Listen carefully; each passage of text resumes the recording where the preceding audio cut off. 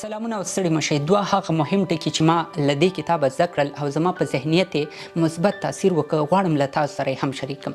د کتاب نوم د پاور آف ون مور نومیږي او کله چې ما لوسته زما په ذهن کې ټول هغه کارونه، هدفونه او پلانونه راوختل چې ما په نیمایي کې پرېښي وو.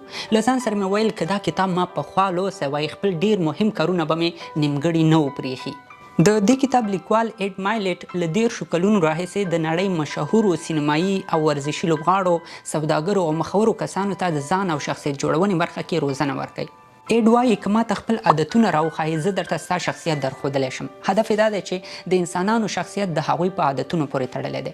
همدا عادتونه دي چې انسان د ژوند په ډیرو برخو کې کامیابولی هم شي او ناکامولی هم شي. اصلا عادتونه هغه فعالیتونه دي چې موږ پرې ډیره انرژي نه مصرفوو او د لږې توجه په بدل کې هم ترسره کولی شو.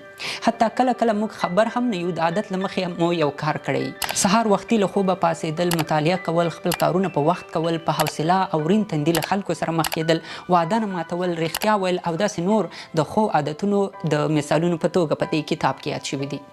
وایي د ښو عادتونو لرونکي انسانان تر ډیره له خپل ژوند راضي او کامیاب وي، خو د بدو عادتونو لرونکي انسانان ډیر وخت له ځانه ناراضه وي، د کمترۍ احساس کوي او په ډیرو ځایونو کې له ناکامۍ سره هم مخ کیږي.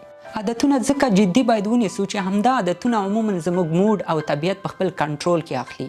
که دا ښه عادتونه نه وي نو زموږ رواني حالت ورسره قرار خرابېږي او ډپریشن ته مو بیایي. دا حالت د انسان په ټول وجود تاثیر کوي او په آخره کې مو داسې حالت ته رسوي چې خلاصون ترې نه سخت شي.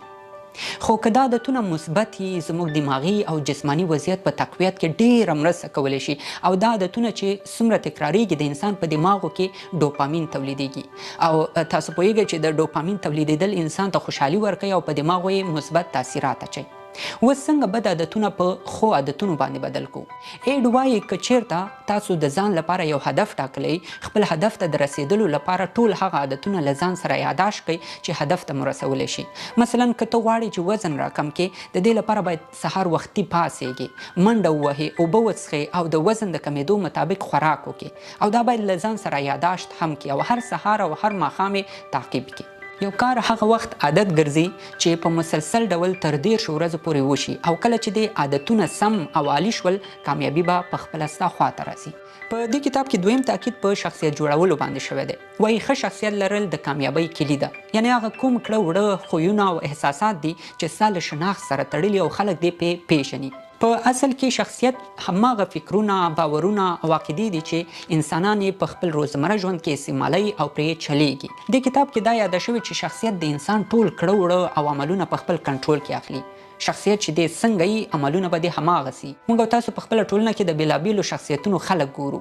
ځینې ډېر ځیرک وي، ځینې خپلې چارې ډېرې په دقت مخ ته وړي، ځینې خلک له نورو سره تل چل او دوکه کوي، ځینې بې زړه او هېڅ کار ته یې ډډه نه لګېږي، د ځینو نیتونه پاکي او تل غواړي له نورو سره ښېګڼه وکړي او دا هر یو د خلکو په نظرونو کې ځان ته تصویر او شخصیت لري. خو ما ته پوښتنه دا وه چې ولې د ځینو انسانانو شخصیتونه د عمر په تېرېدو سره عالي شي او د ځینو په ټیټ حالت کې پاتې شي. د کتاب همدا چپټر وایي د انسان شخصیت له ماشومتوبه جوړیږي. د انسان شخصیت هماغه دی چې د مور او پلار نه کوم خویونه زده کوي، د فامیل له نورو غړو یې زده کوي، له ملګرو یې زده کوي، له استادانو یې زده کوي او له ټولو هغه کسانو یې زده کوي چې دا ورسره هره ورځ مخ کیږي. لکه ځینو ماشومانو ته خلک وایي چې ته کمزوری یې، درس نشي یادولی یا دماغ دې کمزوري دي. نو د وخت په تېرېدو سره دا خبره د ماشوم په ذهن کې نښتې پاتې کیږي او له همدې سره د ماشوم یو ډول کمزوری شخصیت جوړیږي. کله چې راځوان شي دا خبرې په ذهن کې پرته وي او ځان ته نشي ایستلی، هر وخت په دې عقیده یي چې زه خو کمزوری یم او هېڅ هم نشم کولی. حتی په دې هم نه پوهیږي چې دا خیال او فکر ورته له کوم ځایه پیدا شوی دی.